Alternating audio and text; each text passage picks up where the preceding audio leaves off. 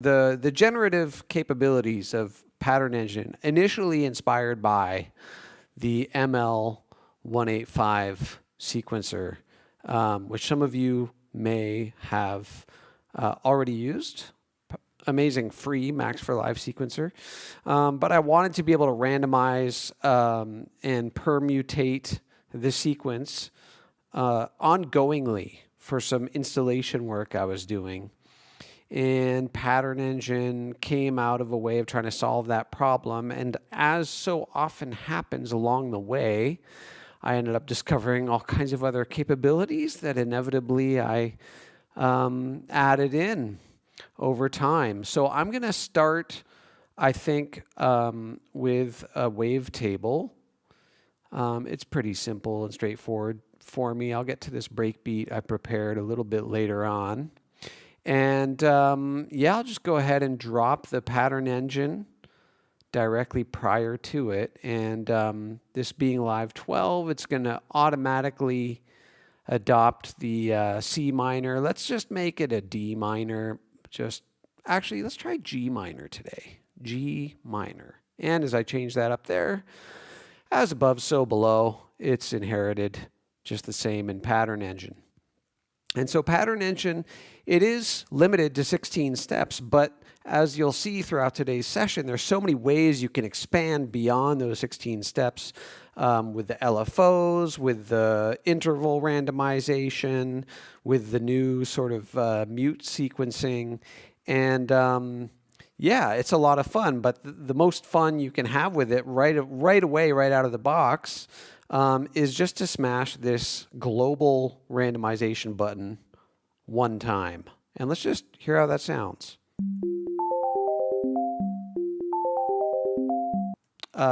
Okay, something I can work with.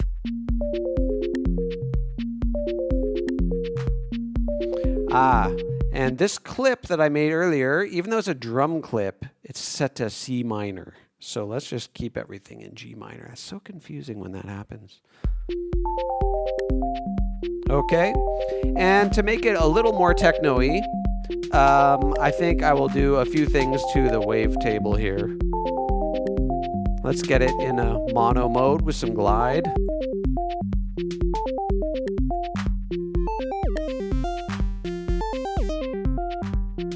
Okay, and then probably one of my favorite features is the random modulator. Just drop that on the wavetable position just to make it a little more dynamic. A little touch of reverb. And it's a little bit high, so I can drop it down in octaves here. Nice, Kev, an OG, Pattern Engine V1, shouting it out. I love that. Hopefully you'll get some new tricks out of this today. So what's actually going on here, right? So we have 16 steps, each one of which has a pitch, an on-off mute step, a velocity, a length, and a tie to hold it to the next note. So if I tie both of these,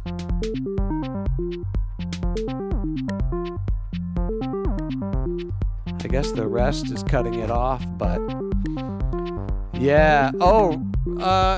Interesting. I'm on 12.2 at the moment, so it wasn't really an issue. It was just that technically I made this clip earlier when I was still in C minor.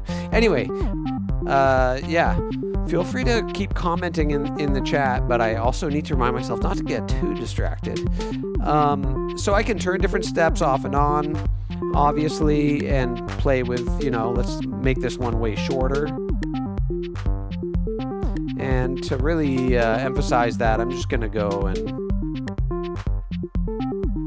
shorten the release time of the synth so we can hear those note lengths a little more precisely. And I can change the pitch. And the pitches are key relative. So if I change the key here or here again, then whatever that root note is becomes the relative 0 of all the steps in the default mode here. So, I showed how we can quickly randomize a pattern. And, as I do this over and over, I like to have a little capture track set up because already this first sequence, it's got a little something to it. I think I want to capture a bit of that. There are a variety of ways to do this, but I'm going to keep changing the wavetable, showing different features as we go along. So just, to be safe and out of best practices, maybe it's nice to have this MIDI track set up here. I'll just set it to receive from wavetable, and now whenever I get a sequence I like, I can just track it in. And if I make changes,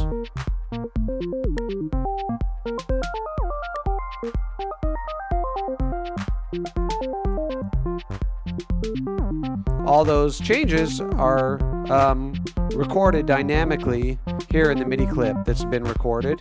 And worth pointing out that all transposition changes to Pattern Engine remain constrained to the scale and key that's been selected. So that helps keep everything real nice and musical.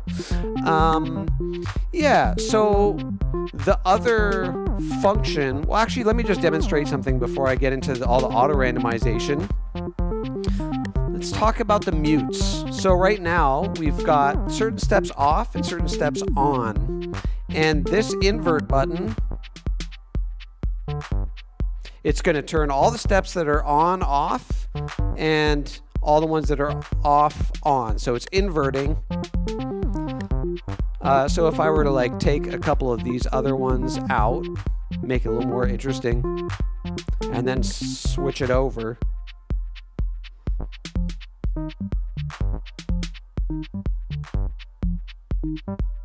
That's a cool little sequence, right? Then you can just flip it over. So things like this are really fun. Hidden little performance features that I think go a long way. We can also define the length of the cycle up here. And let me just get all those activated. So this button above it turns all steps on or off. And because a few of them were off, it turned all of them on, and then it becomes a simple on-off toggle. I think there's maybe a little too much randomization here. Getting that little 5/4 techno action. Okay, so yeah, let's do even like a 6/4 hemiola sort of thing. And then we can tell it to reset in bars. So every bar, it restarts on the downbeat, or every 2 bars. So you can create all kinds of rhythmic intersections here. We can also move the start point around to kind of explore different patterns that exist.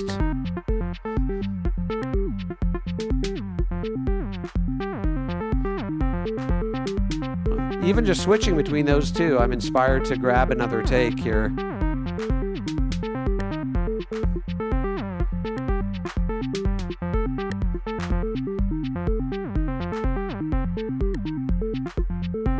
And there's other ways to capture and record this that we'll get to look at later on. I think that's enough of those two.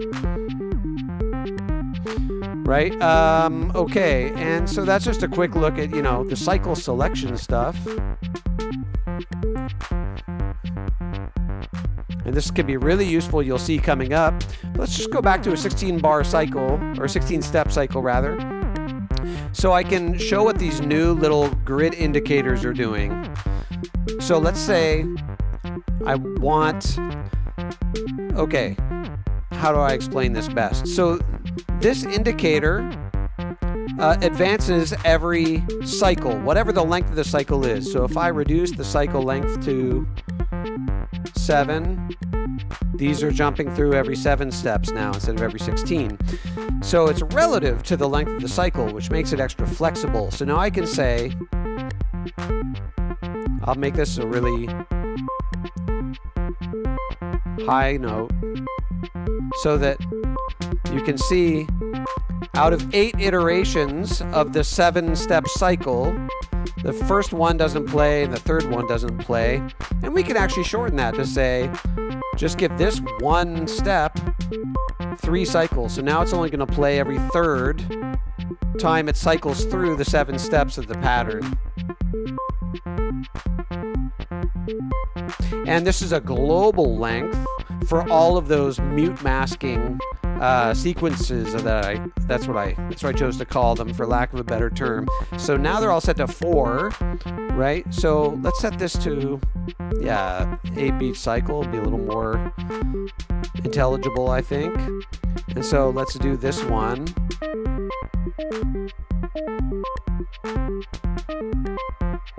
So now it'll play either this one or this one, because they're happening at different passes through the 4 cycles available to them. You can get really intricate with this sort of stuff.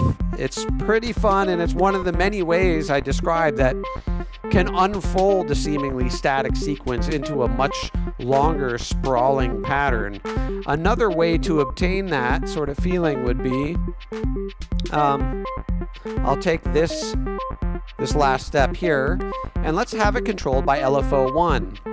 Now, by default, LFO 1 doesn't do anything to it because there's no motion assigned. So you have to assign some motion to it. And now it starts moving up and down at the rate specified here. If I want it to be sort of anchored a little higher up, then I'm put the center up an octave. So the shift up and down arrows, wherever applicable, move things up and down an octave at a time, wherever relevant. Any semitone value sliders anywhere in Pattern Engine. So now we've got this skeletal structure of a simple half bar, 8-step cycle. 2 of the steps of which are alternating which bars they play, and then this 8th step is moving up and down. Now we can choose different LFO shapes, of course, and we can use a synchronized rate with the same base rate, multiplier, and divisor that should be familiar from our other devices. And then smoothing and jitter are applied globally to all 4 LFOs. They're deactivated by default just to save a little CPU, but as soon as you activate, for example, LFO 3 on any step, boom, LFO 3 is active now. Isn't that nice? Let's set that to a triangle, for example. And again, of course, we need to apply some motion. Now, you might be looking at this and thinking, oh, but what if I want to then go back and adjust the mute sequence for this? Well, I just click that X to go back to either the native pitch mode parameters or the mute sequencer. So it's all there for you. It just likes to hide depending on the mode you've selected. So again, there's a half bar sequence of only 8 steps, and now it's just moving all over the place. Now you might be wondering what these locks are about. Those really come into play when we get into the auto-randomization feature, which maybe it's worth discussing. But again, I think this is starting to cook a little bit, so I'm going to go ahead and record a few bars of this. And sometimes I like to watch those pretty MIDI notes just arrive in my clip. Isn't that nice?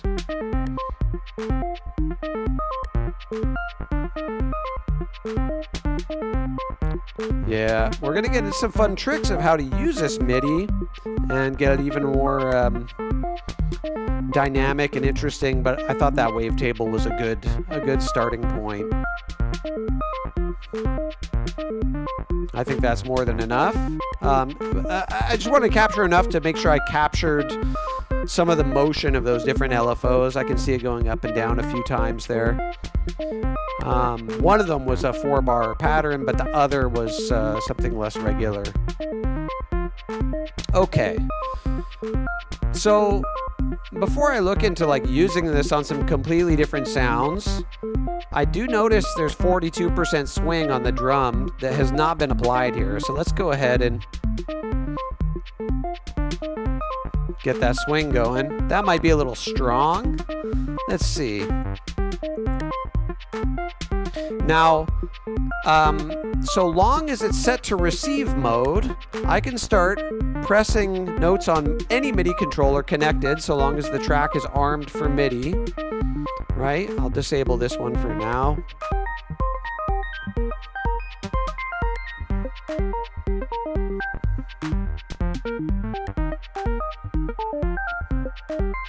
So I'm just tapping different notes on the keyboard as a way to transpose the sequence. Pretty basic sequencer behavior, but allows you to interact with it performatively in a way that's really engaging and fun, I think. We've got our different directions here, so we can play it backwards. We can play it forward and backwards.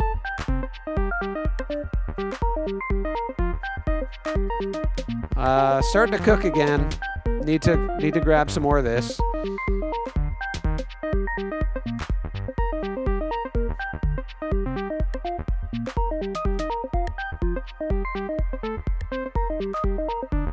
I'll grab 8 bars. I think that's 9 bars actually, but better safe than sorry.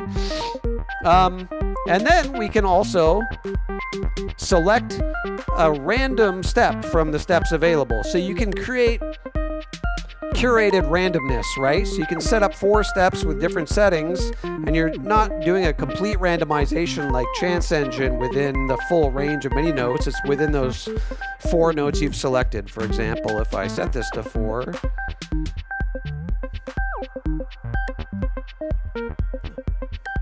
it's too good. I'm sorry. No, I'm not. Having fun. So it's just selecting randomly between those 4 steps that are currently allowed at the moment. Okay. The point is not to go total rando mode. Let's keep it going forward on the 16th note. And yeah, we can change the bass timing of the pattern. So 30-second notes, or, you know, 8th note dotted. And these changes to the timing are enforced at the next downbeat to ensure that they stay, you know, more or less in sync with the rest of your set. And we can also multiply. So 3 16th notes, 2 16th notes. And we can also divide if you want to go totally crazy. The last thing I'll show before moving on to some of the auto-randomization capabilities, which really unlocks the power of this device, is we've got some different modes here, right? So gate mode, it's only going to play when I hold a MIDI note down, and because receive is enabled, it's also repitching it.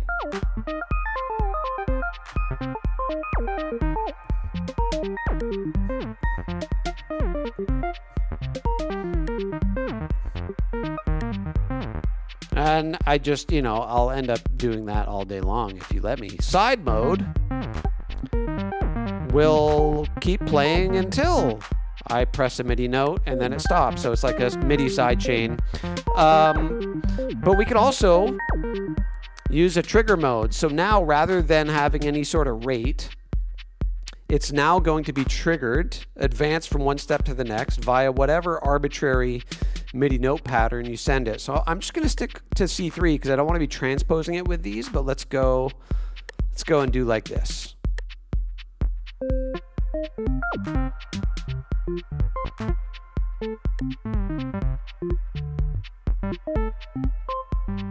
So you can see it advancing at this irregular pattern as triggered by the MIDI input. The back mode means that the pattern will go back to the start when I press a new note. But then what you might be most interested in is art mode.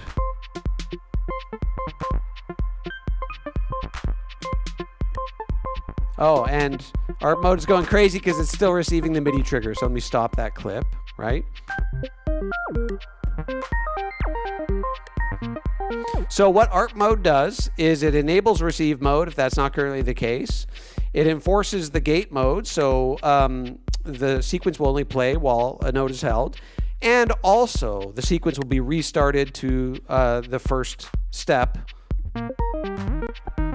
whenever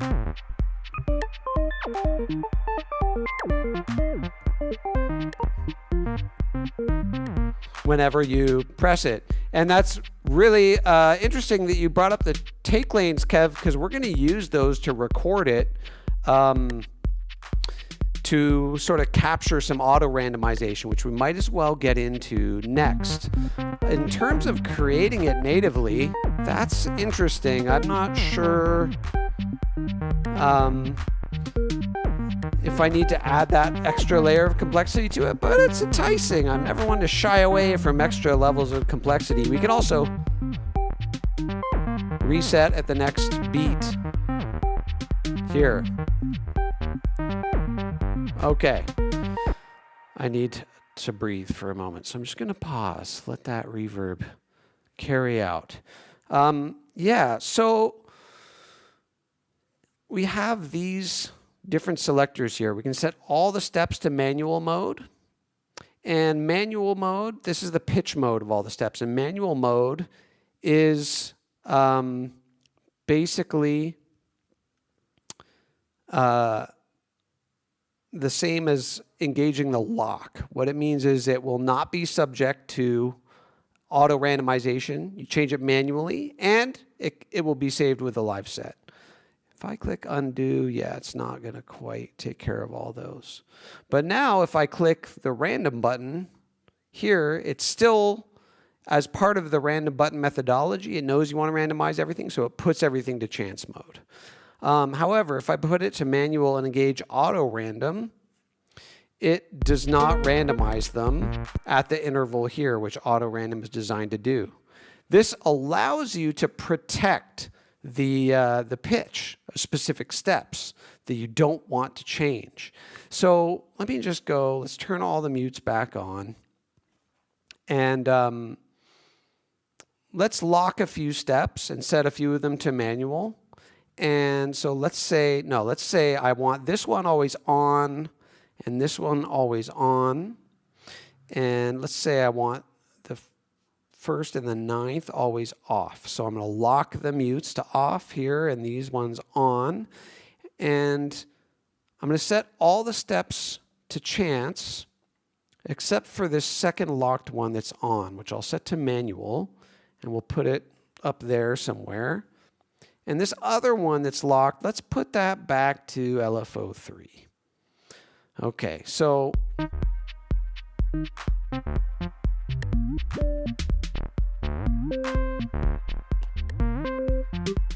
what's happening right now? Every 2 bars, all of the parameters that aren't locked are being randomized by 50% because I clicked the global auto-randomization. And that turns auto-randomization on for all 5 of the parameter lanes: mute, pitch, velocity, length, and tie. But I could also do that individually for each one. So I could say just randomize the pitch and the length every 2 bars. I can also set it to randomize them every 4 bars, to randomize them by way more. And you notice these sliders also go higher to randomize everything way more. But I can also say, let's randomize the mute by just a little bit, but slightly more often, so every 2 bars. And let's randomize the pitch every 8 bars. And the velocity, length, and tie, yeah, let's have those change every 4 bars, for example. And to different degrees, to different amounts, okay? And these all have ranges within which they can be randomized. So, for example, the pitch gets randomized in this range, velocity here, and the note lengths within this range. Anyway, enough talk, let's hear.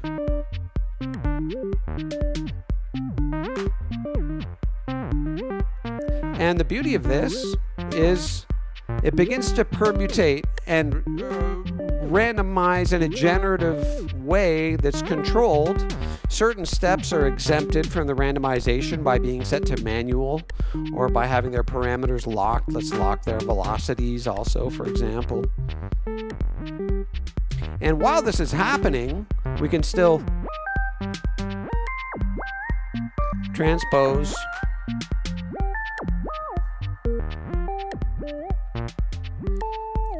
with the MIDI input or any other way. And you know, it's worth mentioning that the MIDI, and so looks like I'm buffering, but I'll be back shortly.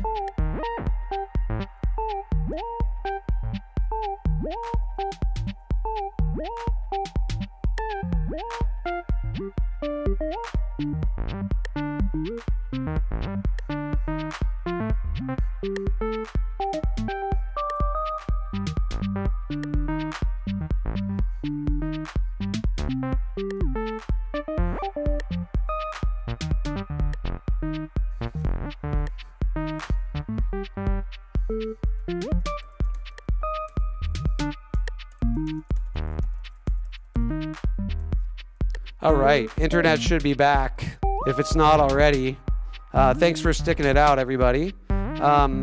Yeah, so I don't know where exactly that dropped out, but what I did was I created this MIDI clip here just to transpose it from something a little more reliable than my real-time input, which is off camera, so you can't really see it. So you can hear it getting pitched down to the G2, C3. And this is just continuously generating this output. So this is again where you might want to consider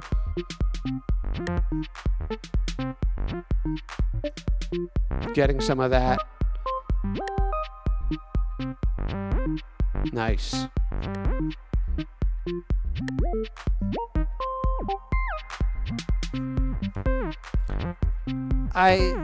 This thing, it has a penchant for spitting out some real magic. You gotta be careful and capture this lightning in a clip.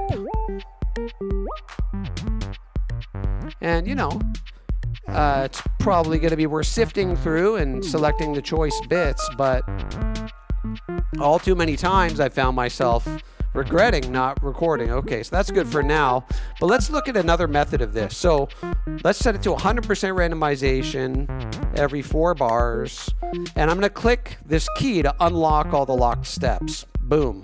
Everything is subject to randomization except for the manual steps. Let's set those back to chance. So I like to set it to 4 bars because that gives me enough time to like decide if a sequence is worth hanging on to, which this one is clearly not.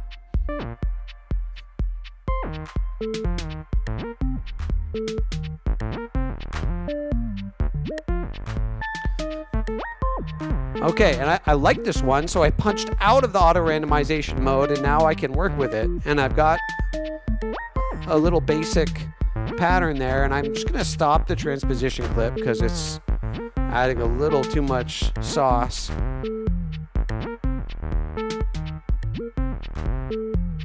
Oh, and these still have their mute sequences enforced, so those were, I had not reset those, so I'm just gonna set those back to full.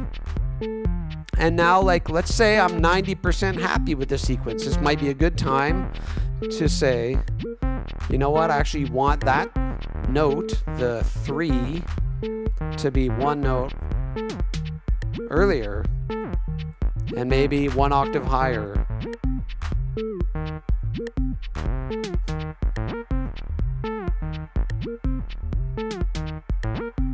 And turn that note off. And then, so, you know, you can let it sort of auto spiral through these unfurling patterns. Turn the auto randomization off when you got something good, and maybe it's just a couple little tweaks away from real gold or whatever it is you might be looking for. Yeah. So I wanted to try something today. Let's see how it goes. I'm gonna group this to a rack, and Let's put it in an octave zone selector. And I think I want it to, well, actually, let me populate this with other instruments before I get ahead of myself here. So I want the low end to be more just like operator-ish, a little more sine wave situation. So let's have that one down below.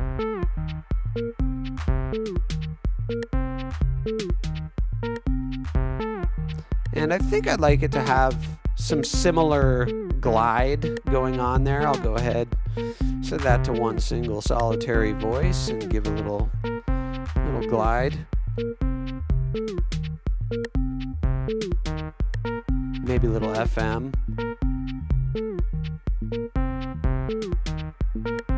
Okay, and then, like, what if I gave ourselves a little octave in the middle there, in which we could put, perhaps, just bear with me here, a collision?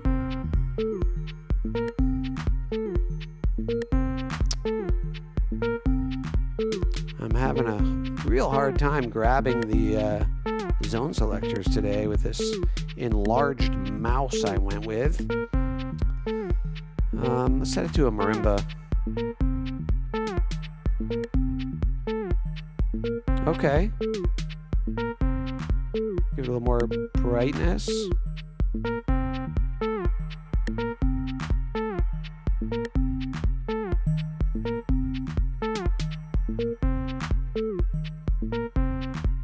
So now it's one sequence unfolded into this call and response between three different instruments now.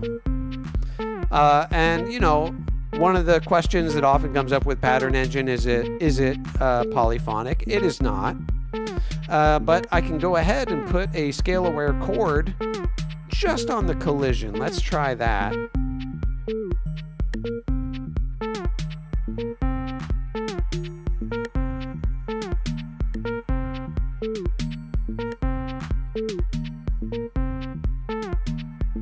And I think what I want to do is actually grab,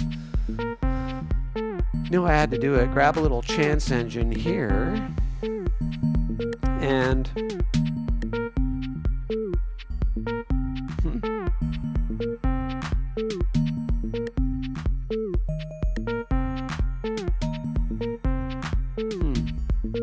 it's getting two notes there. It's doubling up, I think. I'll have to take a look at that later on. Never seen that before. What I wanted to do is just randomize the octave.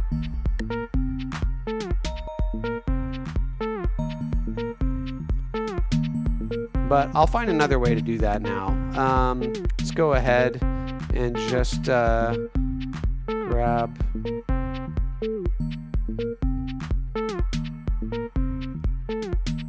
little pitch here, and then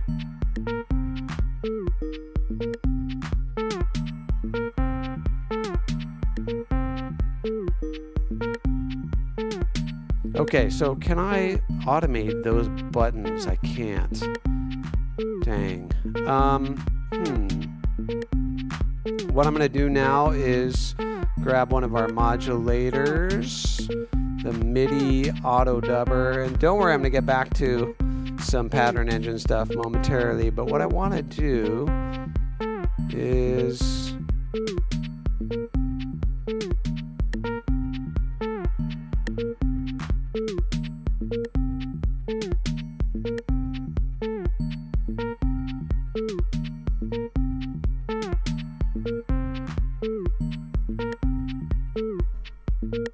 okay, and I want it unipolar, and now I got to just dial this down to where it's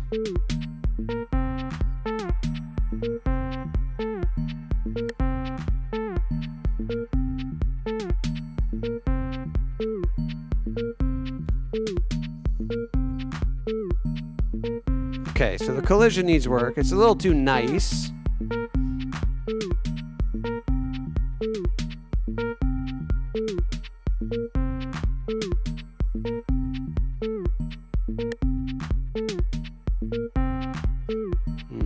It's not really doing the trick for me either.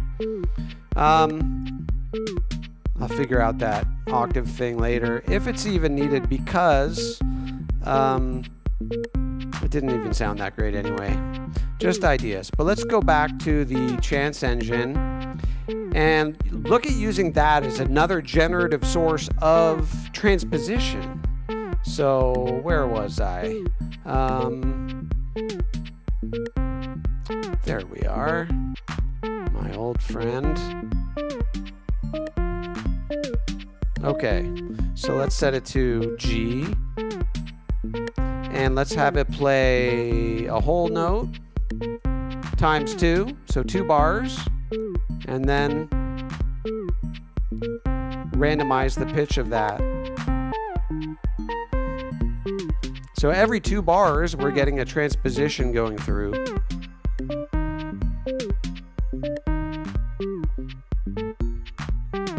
And you know, we could play with these zone ranges a little bit, or put some different instruments on there. Obviously, you can send these to external instruments as well.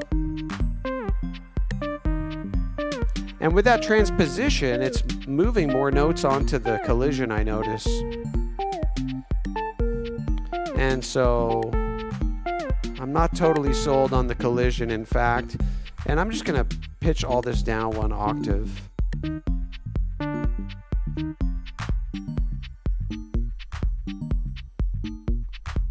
And what I like to do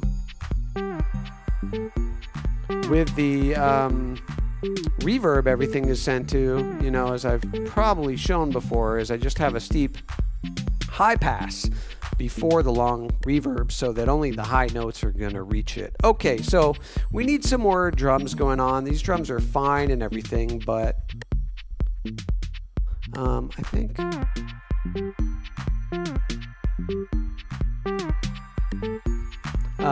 but I got this little breakbeat prepared, and I thought it would be useful to look at using Pattern Engine on drums. A little shout out to Lewis on the Discord, who posted something really cool going on with a sliced simpler, and I said, what's the MIDI effect rack that's triggering that? He said it's a Pattern Engine. I was like, wow, okay, how have I not done that before? So today's the day. I decided to play around, and so I've already prepared and sliced the breakbeat, and we're not hearing anything here because it's not in the right octave range. So this is also something that bears repeating. You know, it's inheriting the G minor by default, but if you want to work with drums, you probably don't want to be in the scale and key, so that's when you're going to click the global icon. This goes for all of our devices, and set it to chromatic. The key is irrelevant at that point. And then we're going to drop this down. Well, actually, what I can do is just drop the pitch range, randomization range down, something like that, because I believe these start at C1. Let's try. I'm going to hit the randomize button.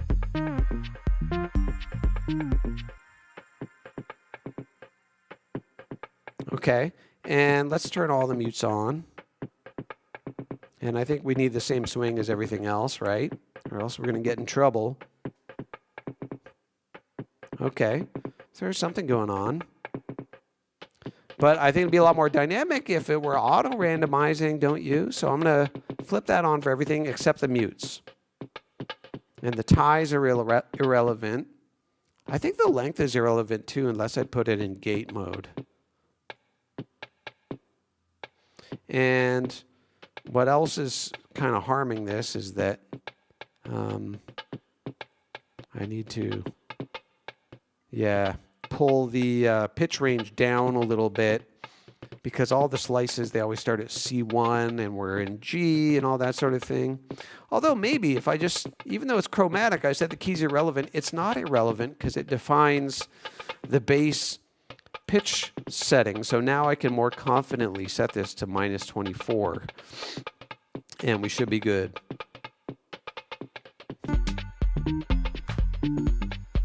And there's some jaunty randomizing percussion, I'm just going to turn these ones off. I don't have to lock it because the mute is not enabled for auto randomization, and I can actually manually randomize each individual lane one at a time as well.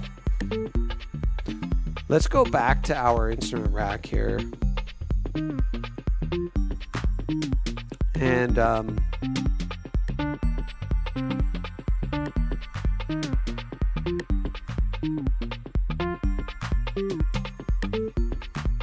what I want to do is show, yes, of course, the advanced pitch randomization. We got a little gear icon and all steps that are in chance mode. So for example, not LFO steps or manual steps, but all steps that are set to pitch randomization. We now access this dialog, and we can select a different randomization algorithm just for that specific step.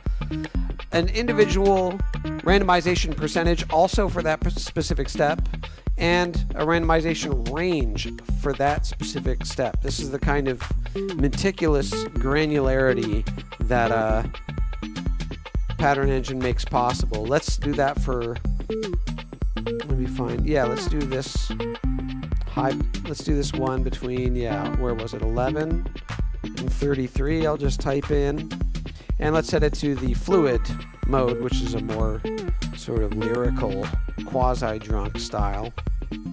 And of course, that's only going to be evident if we enable the auto randomization.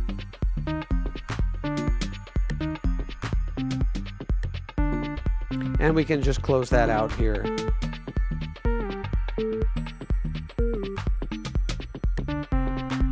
And so now this is really tumbling around. We're getting all these 4-bar randomizations going. So I think it's time to head on over to the arrange view. And in this case, I'm going to enable the loop brace. And I'm going to stop playback because the loop brace is back here at bar 1. And so if I want to start recording take lanes, then I need to enable recording here. Now,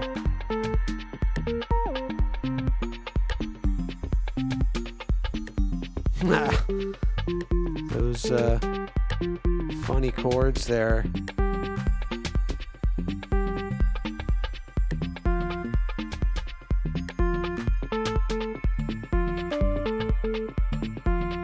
Okay, I don't really love what's happening now, and I might just remove all the rack stuff. It's going a little crazy. It's a good opportunity to maybe focus back on the device itself, but I think that this is a really unique recording method, right? So I'm gonna enable this track, get rid of all that, unnecessary, irrelevant, goodbye, and now we can use our take lane selection to combine sections from our favorite takes.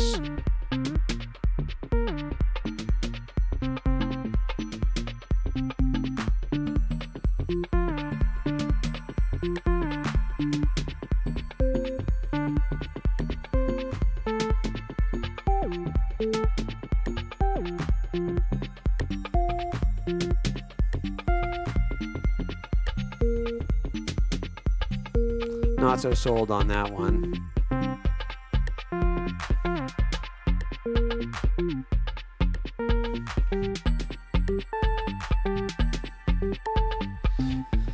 Drums need work, but there's a little something going on there. All right, so now I would, consolidate that.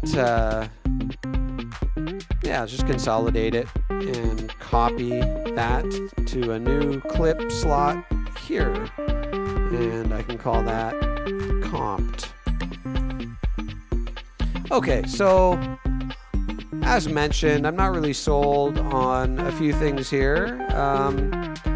For example, the chance engine transposition, I'll just set the play to 0%. And I think that maybe also I'm going to,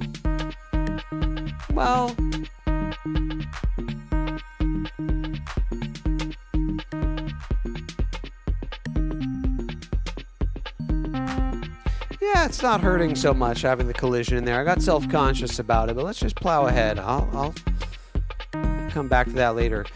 Yeah, what I want to explore here, back to the pattern engine, is this idea of, locking steps and parameters in to create sort of a skeletal structure around which other components will change and evolve, right? So I'm doing that with these other steps here, and I'm going to lock these as muted, right?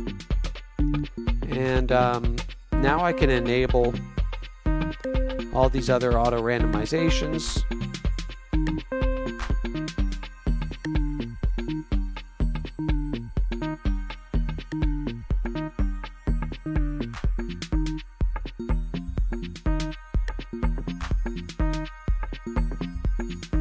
Why does it seem so similar to the other pattern?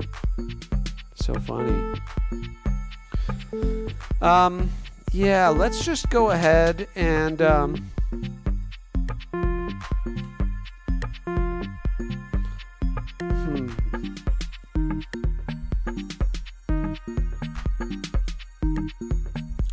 think I'm gonna maybe deploy the collision in a different way, but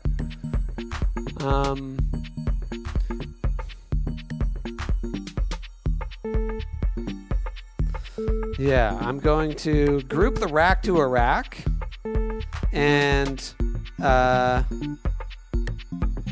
disable it. And from the disabled rack, I'm going to option drag the wavetable back into the top of the rack. So I still have it in here if I decide to go back to that. But yeah, I want to explore this idea of sort of skeletal structures within the pattern engine around which things rotate. But I'd be remiss not to show a couple other really interesting uses that you might not expect or intuitively land on. The first of which is what can be done with just a single step. So now I've just got it down to step 15. Let's turn the tie off so it's a little more staccato. And now what I want to do is set it to be controlled by LFO2. I'm going to set LFO2 to a square wave. And let's make it quite fast. And I'll bring the center up. So it's just choosing between those two values, the minimum and maximum defined by that range of motion. And because I've set it to a non-synchronized rate, it's doing all kinds of weird rhythmic stuff, right? So like maybe I'll just record that out and I'm going to use that on a different synth.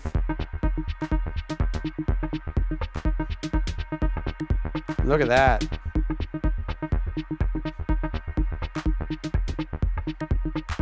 Okay, so I'll put that over here for use later on. I'm going to call it pattern perk or something like that. And yeah, so where was I? Okay, right. So that's a fun thing you can do. We're like toggling between the two different minimum maximums. We can do that also randomly with the bins mode, which is a minimum maximum random value thing, which I could do synchronized, and it would produce a very similar effect, I think. So let's just set that to 16th note as well. Yes, hard vision in the building. It's been far too long. Exciting. How to use a single step of a sequencer to make weird rhythmic patterns.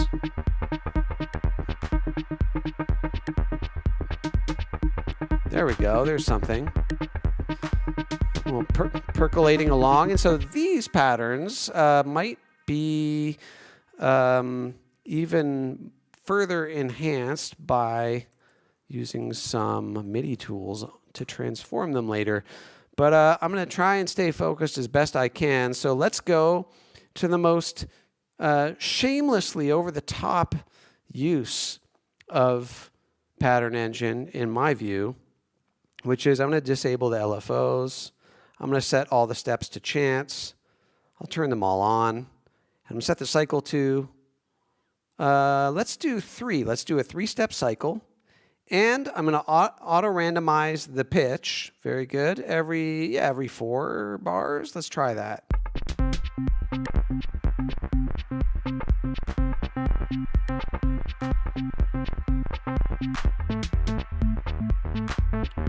So now this is what I think I made a preset out of this that comes with Pattern Engine, which I refer to as auto-tarns, which is a misspelling of trance. Auto-tarns. We can also do it like this. Turn the glide off. Or I could simply disable the tie randomization.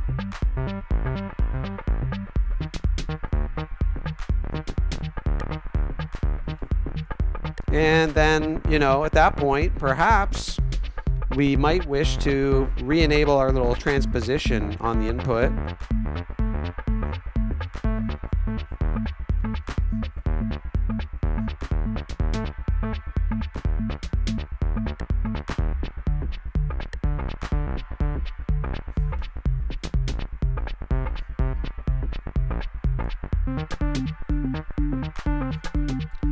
Yes. We are auto-trancing the apocalypse here, my friends. Auto-trancing the utopia, bringing it into existence, I hope. Okay, so, you know, obviously just let this roll, let it go all day, or, you know, transpose it real time with a little bit of MIDI input, as you like. And then go ahead and open up your cycle length, add a little reset in bars.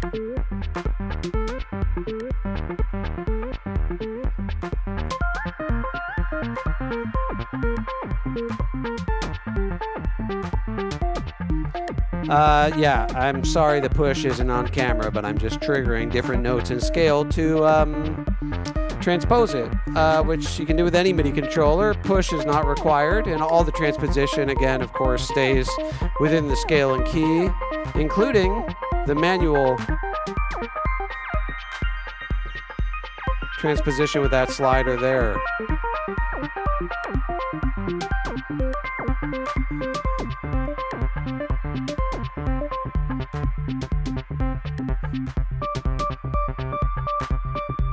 And if we set the pitch randomization to 2 bars, I wonder how that'll go. And there were some of those advanced randomizations. Let me open that back up. But actually, this is a great example of where these advanced per step randomization ranges might come in handy. So let's make sure this step is always randomizing those lower octaves, and this one is always in those higher octaves. And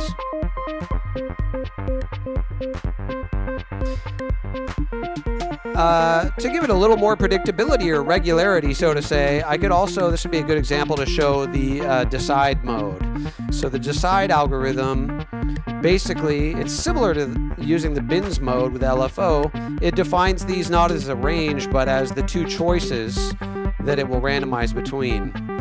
So now, it'll either be 7 or -7, or 7 or -5, let's say.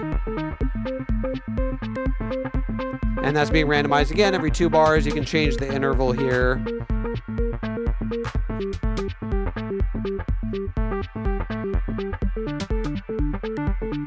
Okay.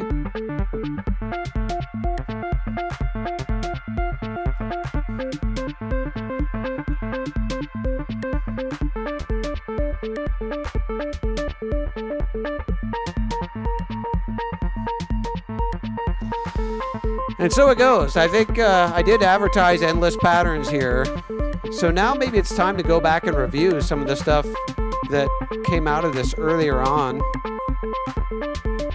by simply, well, actually, before we do that, let's look again at doing this polyphonically.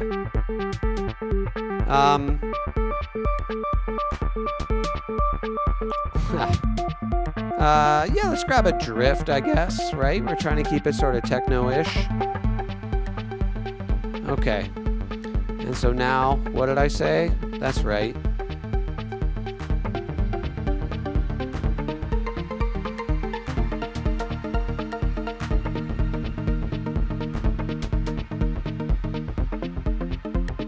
So, you know, just throw a chord on there if you're looking for something more polyphonic.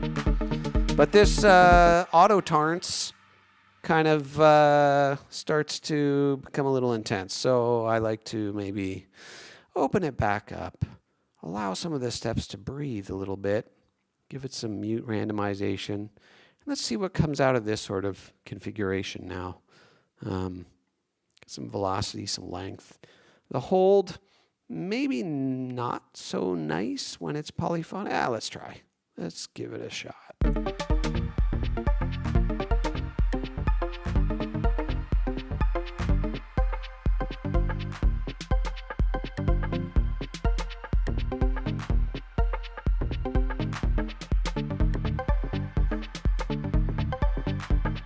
And see, oh, I didn't catch it in time because it's set to 2 bars on the pitch.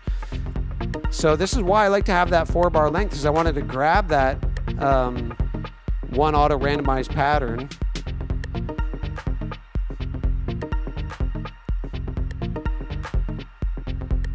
And I turned it off. So here we go.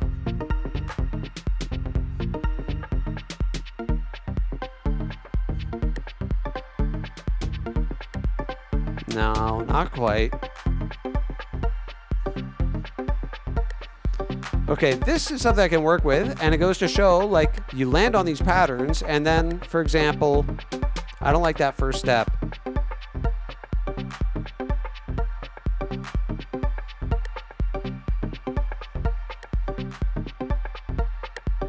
Yeah, there's something there. And, you know, maybe it's worth mentioning what really drove me to create this device, and many others like it. Whoops, I don't want to create a new track. I want to create a new scene. Is I got really tired of just making what felt like the same sorts of patterns, melodies, and rhythms over and over again. I just felt I had fallen into certain habits in my production, and it grew frustrating over time. And so, you know, maybe this is obvious to many of you, but yeah, I created these tools to help access ideas I wouldn't arrive at any other way. And this tool in particular, the pattern engine, I find one of the most powerful for really exploring so much different terrain in what some people have called design space, to pilot through design space and see what latent possibilities exist out there. So here we've got our little chord pattern. It appears not to have captured the chords, but I'm going to say add chord +4 on that one. A little reminder for later. It's because I would have had to record from the drift post effects. Yes. Let me just verify. Yeah, there we go.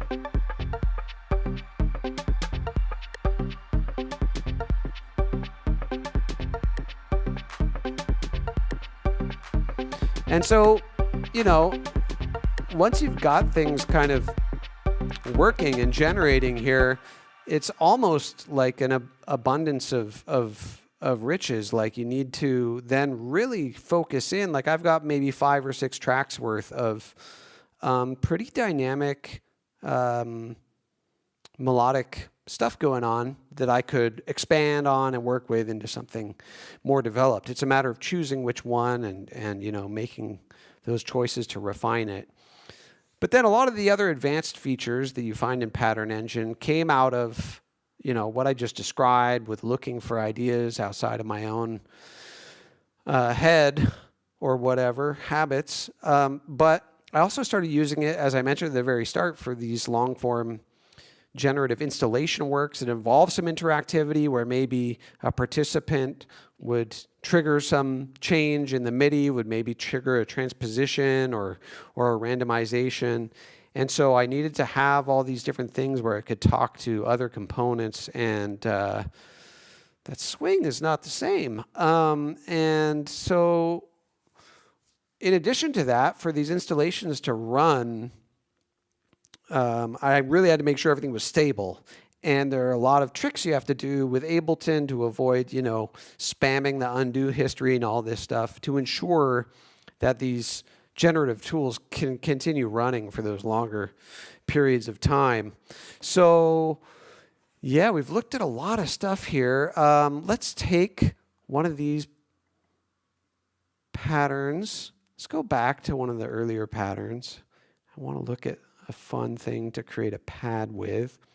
Let's do a little taste test of one of these on the drift I'm currently working with. I'll just disable pattern engine.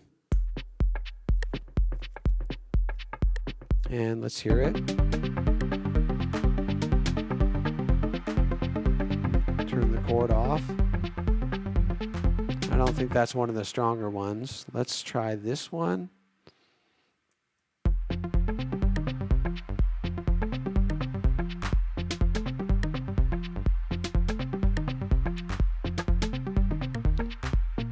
I think the glide was doing a lot of the heavy lifting on this one, right? So maybe these are better auditioned through the wavetable. Yeah, that's more like it. That's what I was working with at the time.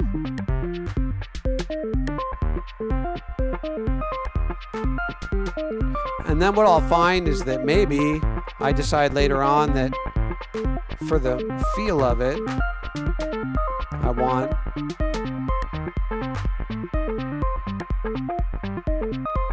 a little offset on the start point. And so now I'm going to create a little pad from that same MIDI clip, show you a fun little trick I like to do lately. And yeah, let's go and just grab something a little more high frequency with the noise unison. I'm going to option drag this same clip, and what I'm going to do, it might be a little too stacked, but I'm going to select all the notes and go to my Chronoflex MIDI tool, and I'm just going to smush them all together. Look at that, one big chord. I think it's gonna be way too intense. But, so you know, maybe it's better used, this technique, when you have a element. Nice, welcome. Low res as well. How is it going? Exciting, see everybody here. Yeah, so this technique might work a little better when you've got fewer notes in a smaller range, but I've just kind of condensed all those down to a pad that's going to be super loud, so I better turn that down.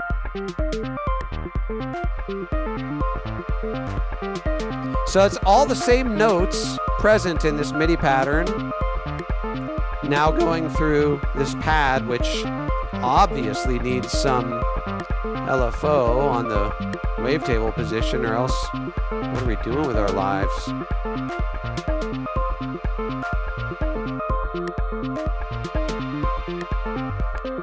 Wow, that's just way too fast.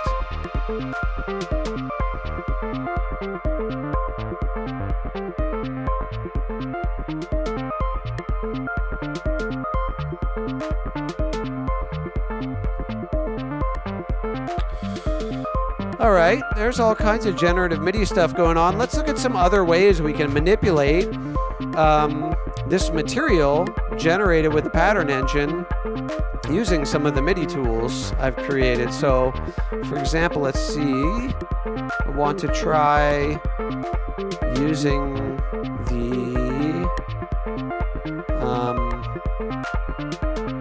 transcoder. Yeah, let's go to draw mode. Select all of these and pull them up and then down and then way up. Expand that range. I don't know. Let's see what kind of shape that imposes here. Just adding some curve to these pitch impositions as we transcode. Okay, that's a little too tropical or something. Kind of nice. And I love the tropics, but it could be a nice little change up. Whoa! Okay. Forget everything I just said. The tropics are awesome. This rules. Not for the whole song, of course, but tropical mindset.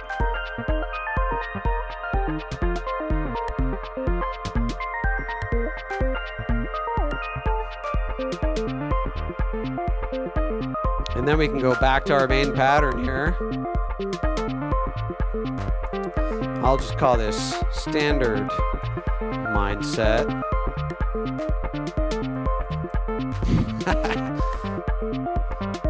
Is this something people do? I think that's the first time I've ever put an emoji in one of my clip names, which is actually quite strange now that I think about it.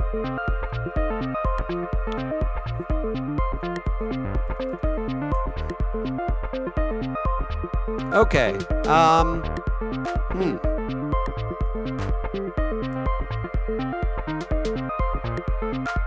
This wavetable, yeah, it has some sub there.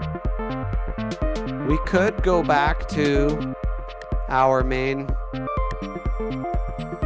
instrument rack.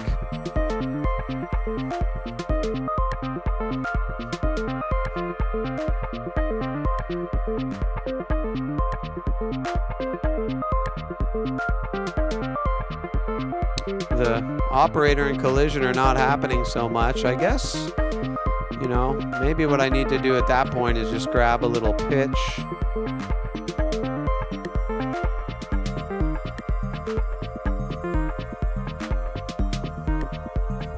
So again, for those who tuned in a bit later, I was feeding the pattern engine through this instrument rack that has different instruments broken out into different octave ranges on the keyboard using the key zone selector. So I put a chord on this collision, then we have this operator down below.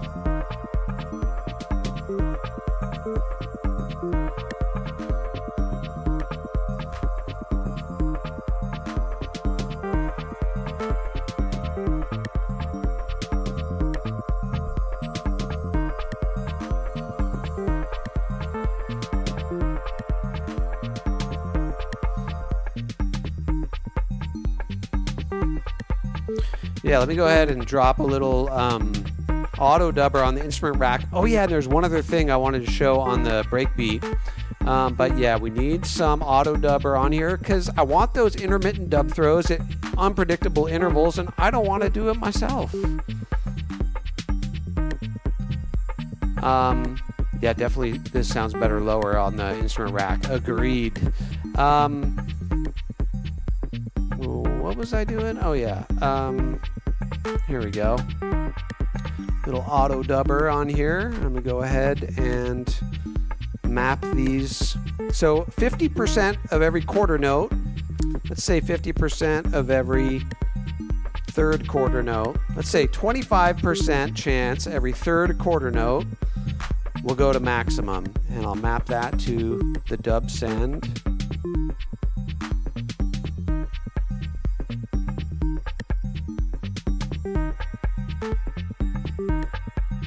Tropical mindset. So it needs to coincide with when notes are coming through to really be useful. So I'm just going to set this to back to every, increase the likelihood we'll get some dubs getting thrown. Give it a little slew to smooth it out. But yeah, back to, there we go. That one worked. Now it's too often though. Set at 15% maybe. And like, let's make it a shorter section actually, maybe eighth notes. Be more often, but 11% of eighth notes. That dub will get thrown to, and again, similar to the reverb, I have this tendency to put that steep high pass prior to the echo just to avoid unwanted muddiness in all cases, so the potentially muddy frequencies never even reach it. But okay, so we have Pattern Engine churning away on this breakbeat, and the frequency is not so dynamic. Now I could use a sample and hold on that, and I might just elect to do so. However, I actually think it'd be fine, seeing as the pattern of the velocity is being randomized every 4 bars. It's already somewhat random. So I'm going to select velocity as the key tracking source, and I'm going to make sure the velocity is being randomized within a full range of 1 to 127. So get some lower values. I'm going to go ahead and map that to the frequency there. Maybe not quite to that degree.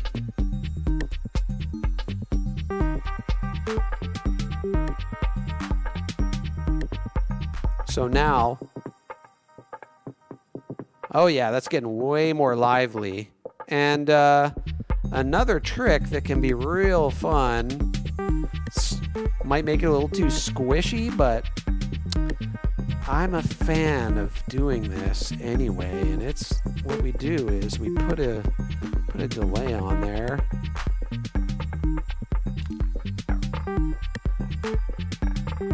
Nice and short.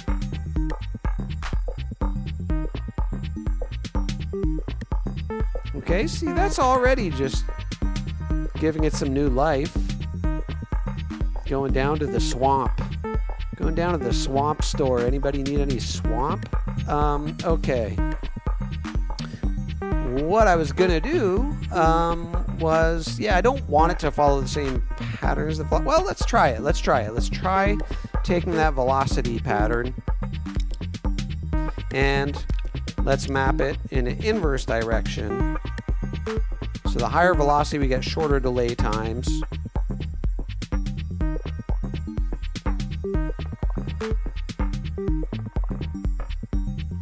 Yeah, I was going to throw a sample and hold on there, but this is doing just fine. Give it a little smoothing just to, you know, safety first and all that.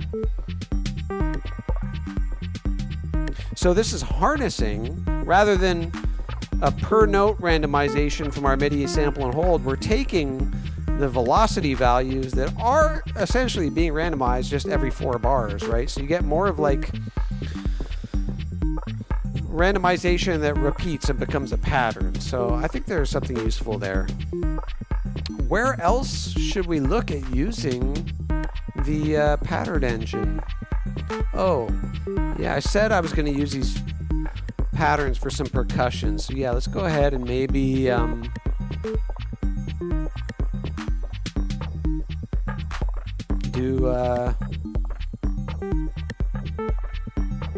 let's do another operator. Why not? Yeah.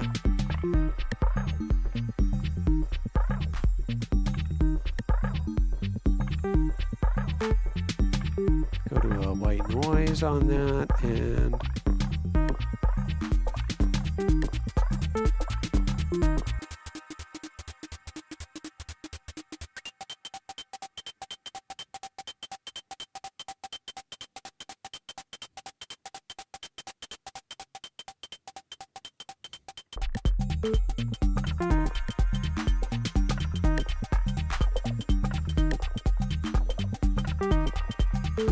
need to quantize this.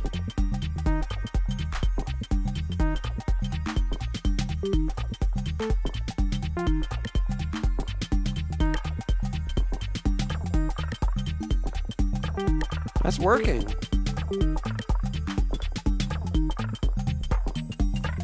Yeah, I think that course 10 is enough. And then, you know, group this to a rack, drop a little. Whoops, I wanted to not map the sine wave decay, but map the noise decay.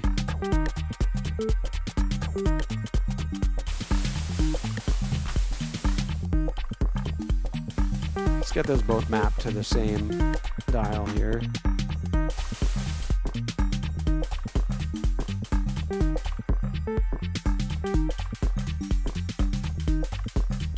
Well, I think it needs the coarse oscillator to really hear the dynamic between the two pitches there.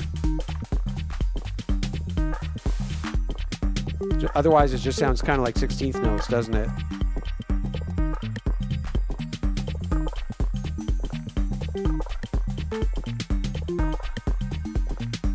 Okay, well, in that case, I might as well add another oscillator or two, give it a little more character. Something like a square wave here, maybe.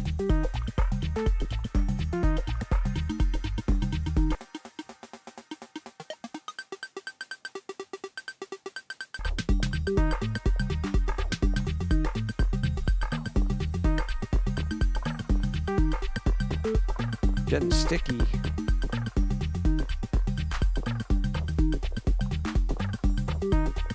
Nice and dynamic.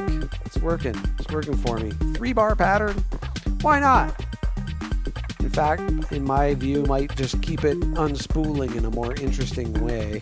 How long is this one?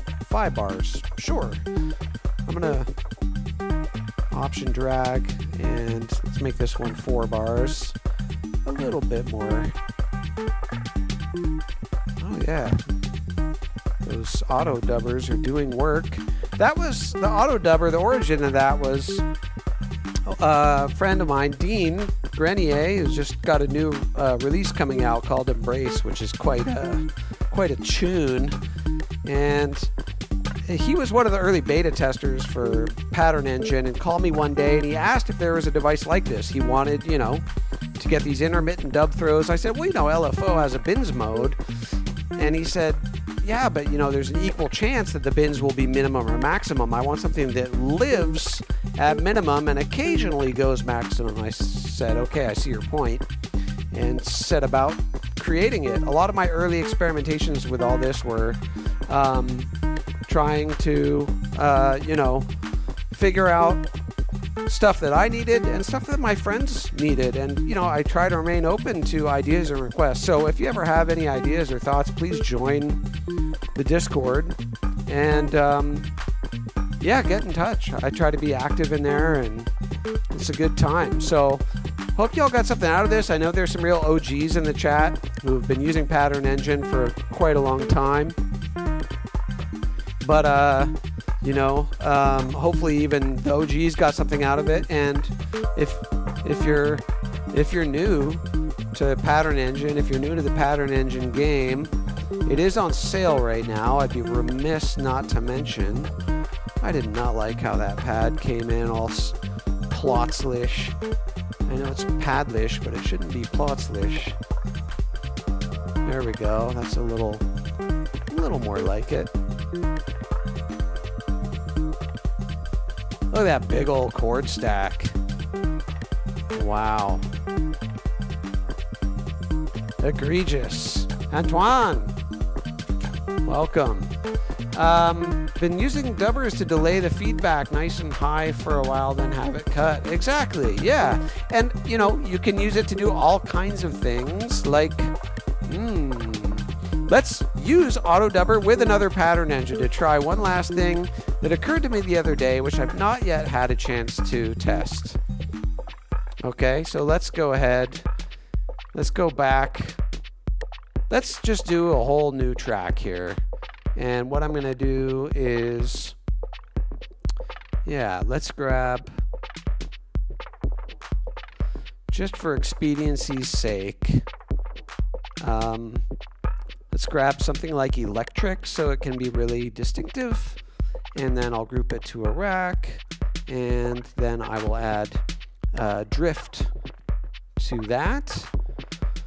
And I want to put them in a chain selector where it does one or the other. And I'm going to map this to macro 1. And you know, there are a variety of ways to set up what I'm doing here, but essentially I want this to be a 1 or a 0. And I'm just going to check. Okay, it's here or it's there. Okay. Let's actually set them to the other settings. I want drift mostly, and then occasionally the electric. And if my big dumb mouse will grab this thing. What the heck? Okay. I tried to make my mouse bigger so everyone can see it, and now it's causing me issues. Okay, there we go. So now, yes. Okay, good.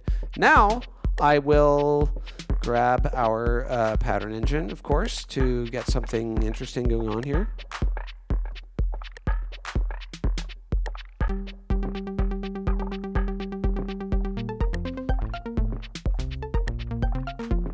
Okay. Not the most impressive work we've done today, but can't win them all. The point is, what I wanted to try here, okay, let's get this going with a little more glide situation.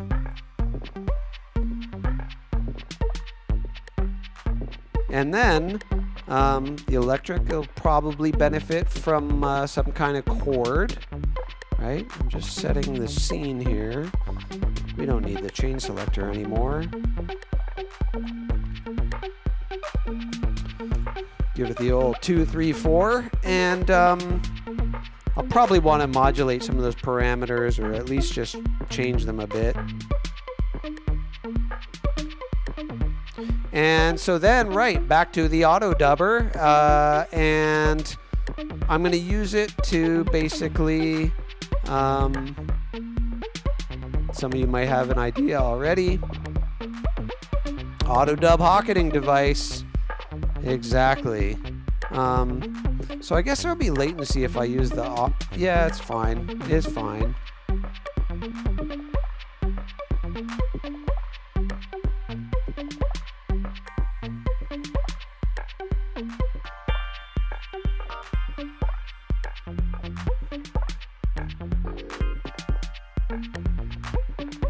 Okay, so let's make it a little less frequent that it goes to the keys, 33% of the time.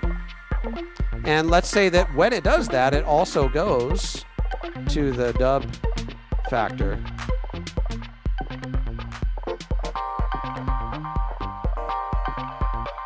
Now, it's a little loud, the keys there, I think.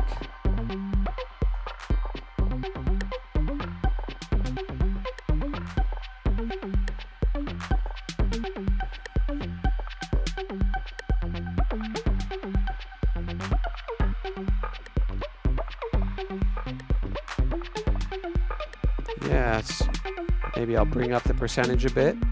But you can see what I'm getting at here. Auto dub, auto hocketing. Give it a little slew so it doesn't dip all the way down between quarter notes there. Probably 2% is enough. So it's following the same contour of the pattern engine generated pattern, but then occasionally getting thrown over to the electric with the chord and simultaneously to the dub echoes there. So, and then increase the chance.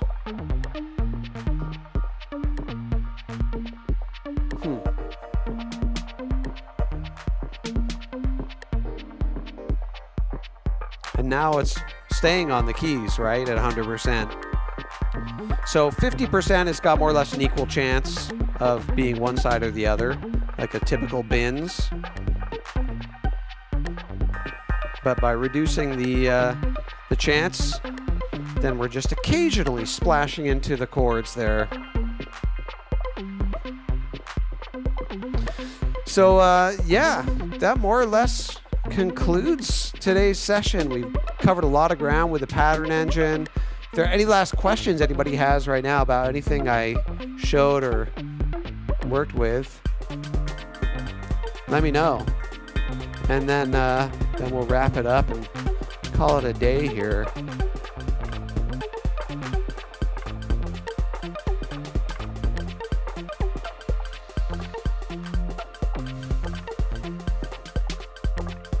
It was a fun one. I'm happy how this turned out.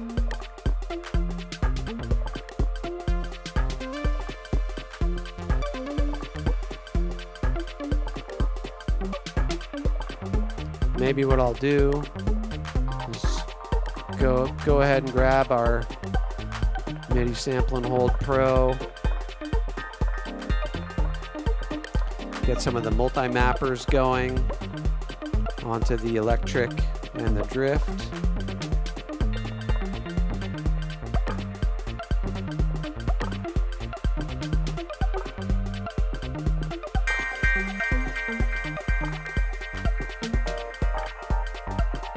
Yeah, those are getting so much more dynamic now, right?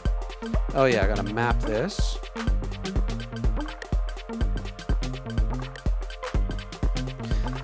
Have I ever made a Rube Goldberg machine out of my devices? What do you call this, my friends? Feels like a bit of a Rube Goldberg device.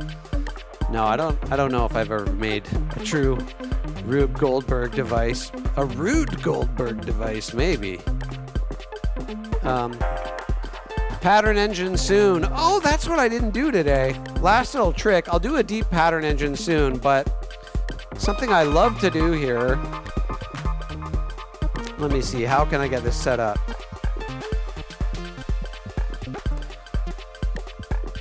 That's just too much rando on the synth freak there. Yeah, you know what? I'll just go ahead and put it on the drift. And it's gonna be way too crazy. I'm gonna set it to the fill mode. And I actually don't want it to randomize the rate. I'm just gonna set it to 30-second notes, 25% chance. In fill mode, the between notes, it will add these. I'll set it to a receive mode, so it'll be a couple octaves above whatever note came in. Some chaos to randomize the note pitches, some note pitch decay, velocity decay, note length decay. It's too much note decay there. Give a little pitch LFO.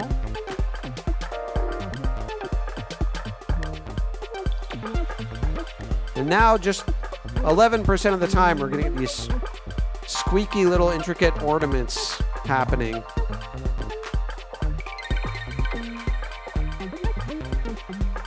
It's funny they're going through the dub effect. I think I'd bring their velocity way down so they're not quite so dominant. I think I might have just combined the Rube Goldberg suggestion with the Pulse Engine suggestion.